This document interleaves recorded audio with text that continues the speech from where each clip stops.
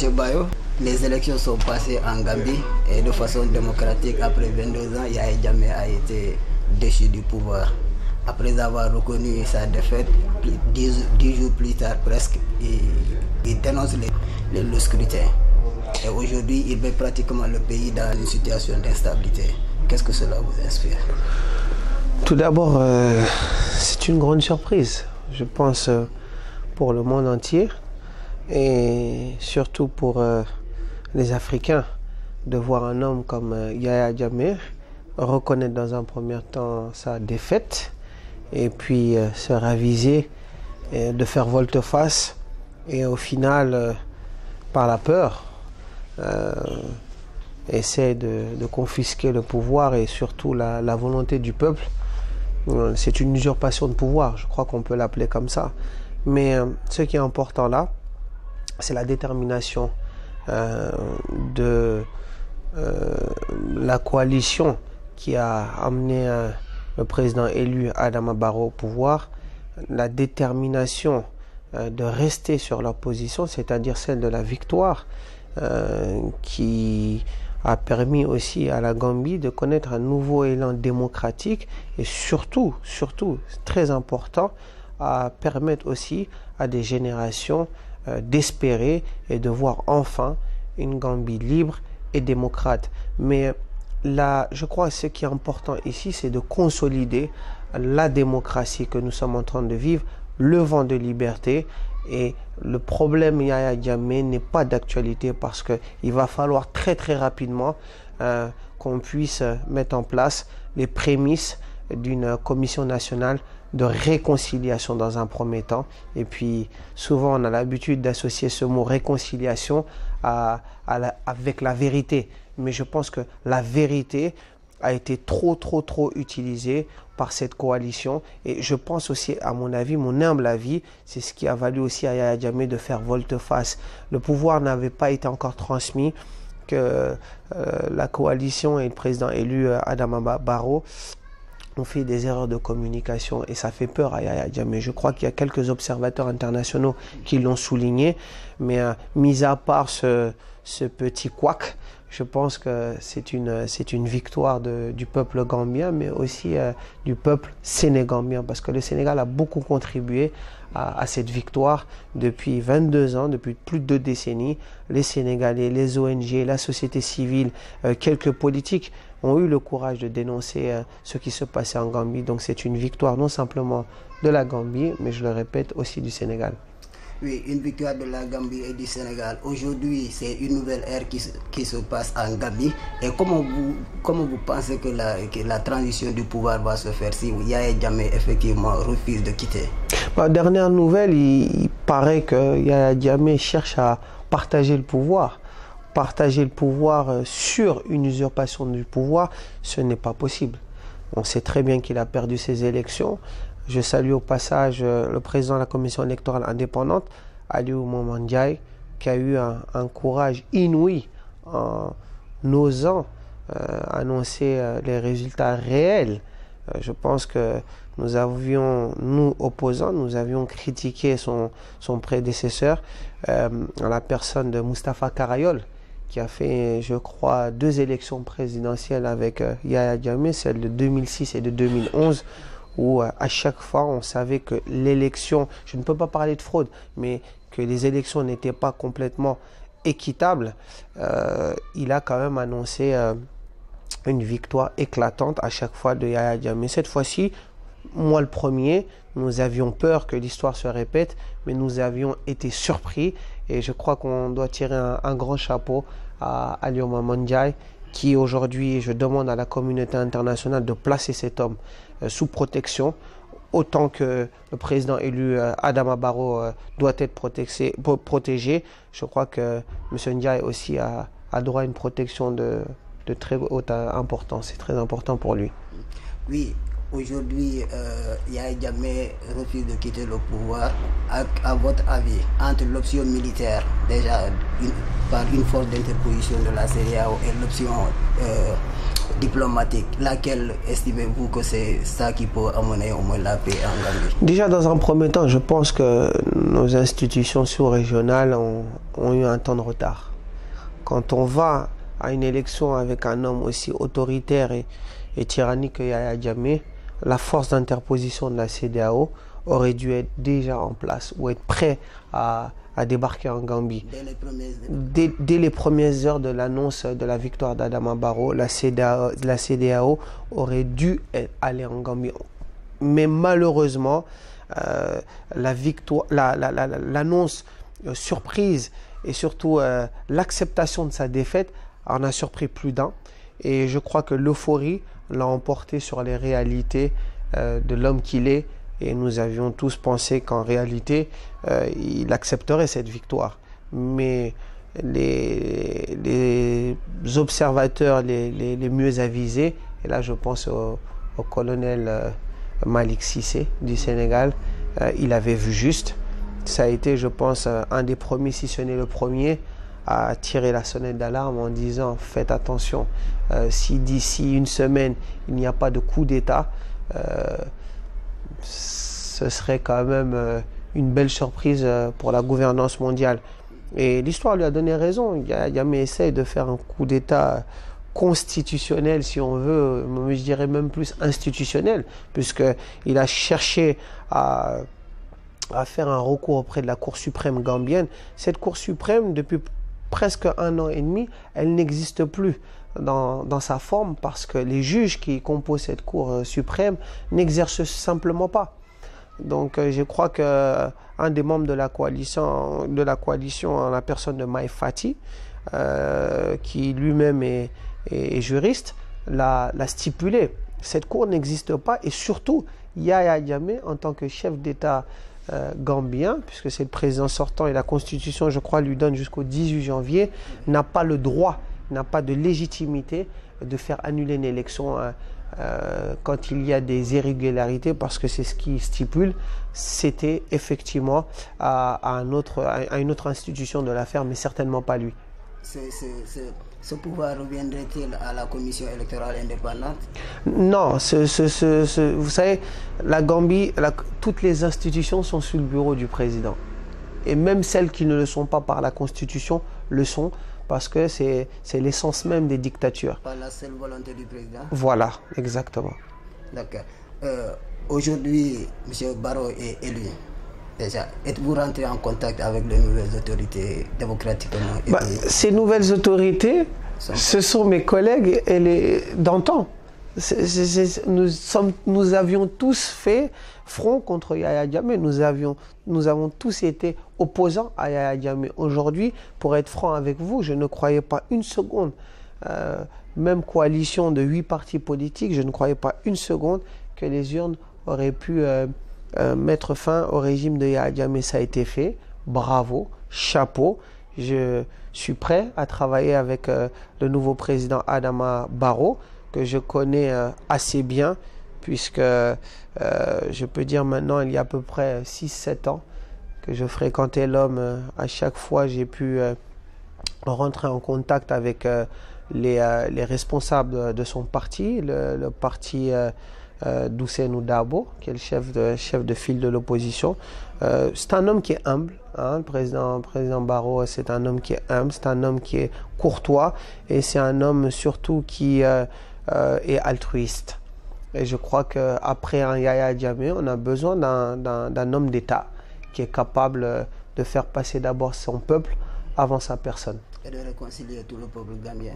Et effectivement, c'est ce que je vous disais en prélude. On a vraiment intérêt à mettre Yahya Jammeh en seconde phase de la réconciliation nationale, et de mettre d'abord l'intérêt du peuple gambien, et surtout de rétablir un état de droit avec une liberté d'expression dans toutes les couches sociales du pays. Ça, c'est très très important. Après le reste, je pense qu'on verra. Mais si on cherche tout de suite à savoir ce que Yahya Jammeh a fait ces 2 dernières décennies, on le sait tous. On le sait tous. Je crois que c'est une priorité. La justice sera rétablie. Mais pour accélérer cet élan de démocratie, comme je vous le disais, c'est très très important de donner la priorité à la phase de transition qui est en train de commencer en Gambie. Et le président élu Adama Barrow a promis en tout cas la coalition qui l'a amené au pouvoir, de faire un mandat de 3 ans. Et si jamais y arrivait, enfin, le temps ne le permettait pas par rapport à tout ce qu'il y avait à faire, c'est d'aller au bout de ces 5 ans. Mais il ne fera pas plus d'un mandat, ça il l'a promis. Ça il l'a promis. Alors, en fait, on revient à vous encore. Bientôt la formation d'un nouveau gouvernement de la Gambie. Avez-vous été contacté? C'est vite aller en besogne. Vu ce qui se passe actuellement, je crois que les chefs d'État, en tout cas un tiers des chefs d'État de la CEDEAO s'est rendu à Banjul. Ils sont même peut-être partis. On entend parler de partage du pouvoir. Alors, je pense que Yahya Jammeh chercherait à gagner du temps pour une simple raison. Aujourd'hui, je l'avais dit il y a quelques mois déjà, c'était pas sur le continent africain, mais j'étais dans les pays du Golfe. J'avais l'occasion de m'entretenir avec un diplomate français. Je lui disais que Yahya Jammeh aujourd'hui a fait des ramifications avec l'État islamique, d'où l'appellation de République État islamique de Gambie. Aujourd'hui, il y a des ramifications qui sont très très sérieuses avec Daesh, et il faut que le Sénégal fasse très attention. Il faut que le Sénégal fasse très attention. Yahya Jammeh cherche à gagner du temps pour cibler des attaques sur le sol sénégalais, mais aussi dans la sous-région. Aujourd'hui, il sait qu'il est isolé. C'est quelqu'un qui a fait preuve de beaucoup d'ingérence les 2 dernières décennies. Je ne suis pas là pour faire peur au Sénégal, mais je suis là pour dire faites attention. Il est de mon devoir moral d'opposant gambien, mais aussi dans l'esprit de la Sénégambie, de mettre en garde les autorités sénégalaises. Plus on attend pour se débarrasser de Yahya Jammeh, plus c'est dangereux pour le Sénégal, mais aussi pour la sous-région. Donc il faut vraiment que le Sénégal arrive à convaincre une force sous-régionale, et je pense que ça ne peut être que la CEDEAO, pour prendre le commandement d'une intervention militaire si Yahya Jammeh s'entête à rester au pouvoir. C'est très important et je veux vraiment peser mes mots. Yahya Jammeh prépare en ce moment, à partir de Kanilaï, des attaques ciblées sur le sol sénégalais. Et j'aimerais que le président Macky Sall comprenne l'urgence d'intervenir en Gambie. Okay. Vous disiez tantôt que le Sénégal, les autorités sénégalaises devraient prendre au moins, devraient surveiller encore ses gardes, parce que Yahya Jammeh est capable de tout et que des forces nuisibles seraient au moins cachées à Kanilaï pour essayer d'attaquer le Sénégal et de ses partenaires. Ce sont des ramifications qui sont réelles à l'intérieur comme à l'extérieur. Il me semble qu'il y a maintenant pratiquement 1 an, le ministre du pétrole d'Al-Baghdadi s'était rendu à Banjul pour demander à Yahya Jammeh d'islamiser son pays. En échange, il lui proposait de lui vendre du pétrole à un coût très réduit.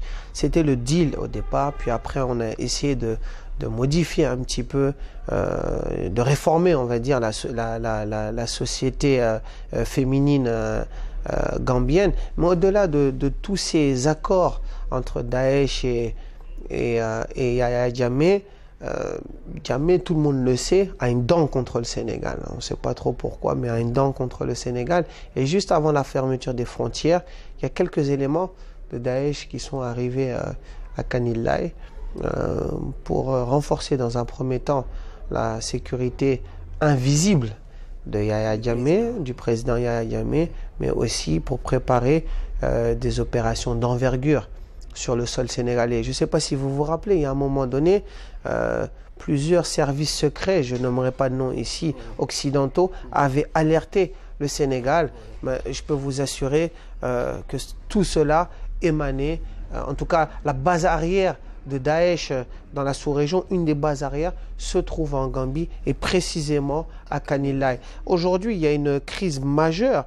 La diplomatie sénégalaise qui est offensive vis-à-vis de Yahya Jammeh ne calmerait certainement pas les ardeurs de Yahya Jammeh. Bien au contraire, je peux vous assurer que si nous attendons encore un peu plus longtemps, j'ai bien peur que le Sénégal va faire face à une attaque d'envergure, une opération ciblée de ces personnes qui sont sans ni foi ni loi. Donc il va falloir faire très très attention et d'aller très vite pour se débarrasser de Yahya Jammeh. Je ne suis pas là pour faire peur, je le répète, à qui que ce soit, mais ce sont des réalités, des informations que nous avons de sources militaires, de sources de nos renseignements généraux qui aujourd'hui, vous le savez, on a écho de quelques ministres et de quelques gradés de nos forces sécuritaires qui font défection à Yahya Jammeh et ces gens-là, en partant, viennent aussi avec des informations. Il y en a quelques-uns qui sont dans la capitale dakaroise. Je ne les ai pas encore vus, mais il y a eu quelques échanges avec quelques personnes à l'intérieur qui nous disent « Faites attention, toi qui es là maintenant au Sénégal, préviens les Sénégalais, il est prêt à créer une guerre ciblée sur des intérêts aussi des alliés du Sénégal. Aujourd'hui, on sait qu'aujourd'hui, les Américains ont fait des accords de défense avec le Sénégal pour calmer un petit peu le problème de la Casamance avec le MFDC. Ça ne plaît pas à Yahya Jammeh. Donc, pour contrecarrer cela, ces opérations-là vont arriver et c'est imminent. Donc, il vaut mieux se débarrasser du cancer Jammeh, on sera tranquille. Alors, revenons à vous encore. Aujourd'hui, ça fait plus de 2 ans pratiquement, 1 an et demi que vous avez été expulsé du territoire sénégalais. Vous êtes là encore à nouveau à Dakar. Quel est le sentiment quand vous avez remis vos pieds à Dakar? Beaucoup d'émotions parce que j'ai toujours considéré le Sénégal comme une terre d'adoption par rapport à la situation qui prévalait et qui prévaut toujours en Gambie, parce que malgré que nous sommes dans une phase de transition, nous avons encore du mal à se débarrasser de Yahya Jammeh, bien qu'il est vrai que le peuple a parlé dans les urnes. Le peuple ne veut plus de Yahya Jammeh. En ce qui me concerne, je suis très heureux de revenir au Sénégal. Je veux remercier particulièrement le Khalif général des Mourides, la famille de Serigne Moustapha Bara Mbacké, qui a beaucoup assisté ma famille quand j'ai perdu mon père justement avant mon expulsion, et remercier aussi mon conseiller politique et oncle, Cheikh Mahmoud Cissé, qui a vraiment œuvré pour que je puisse retourner dans des conditions respectables lors de mon expulsion. Mais j'aimerais aussi plus largement remercier le peuple sénégalais parce que j'ai senti dans ce chapitre douloureux de ma vie et de mes actions politiques, j'ai senti que le peuple sénégalais était avec moi à ce moment-là. Mais après, vous savez, il y a des réalités et des rouages étatiques qui sont très compliqués à mettre en avant. Donc, je n'en veux pas aux autorités sénégalaises, je l'ai déjà dit, je le répète. Et je pense qu'aujourd'hui, nous sommes un peuple, 2 nations. Tout le monde sait que la Gambie est enclavée dans le Sénégal, mais au-delà de cette situation géopolitique, je crois que le moment est venu que nos États aussi voient dans la même direction. Et pour cela, Yahya Jammeh est un problème. Ça fait 4 ans que je le dis ouvertement. Je pense qu'aujourd'hui, l'histoire me donne raison. Et je ne suis pas là pour me vanter de quoi que ce soit, mais simplement dire au Sénégal, une fois de plus, je vous tends la main, travaillons ensemble, il y a urgence. Et je pense que cette fois-ci, nous allons y arriver parce que je sens une détermination sans faille et sans précédent des autorités sénégalaises. Oui. Votre défunt père a été enterré à Touba, sans vous. À l'époque, vous n'étiez plus là, si je ne me trompe pas. Quand est-ce que vous allez là-bas prier au moins son âme déjà à Touba? J'attendais déjà d'arriver au Sénégal pour voir dans quelles conditions je pouvais me rendre à Touba. Je crois que ces conditions ont été définies il y a quelques heures. Je pense que c'est une histoire d'heure maintenant, car l'envie me presse, mais je dois aussi m'entretenir avec les autorités politiques du pays avant d'aller voir les autorités religieuses à Touba et de me rendre sur la tombe de mon père et faire enfin mon deuil. Monsieur Bayo Acti Sène vous remercie vraiment. Merci à vous. Merci.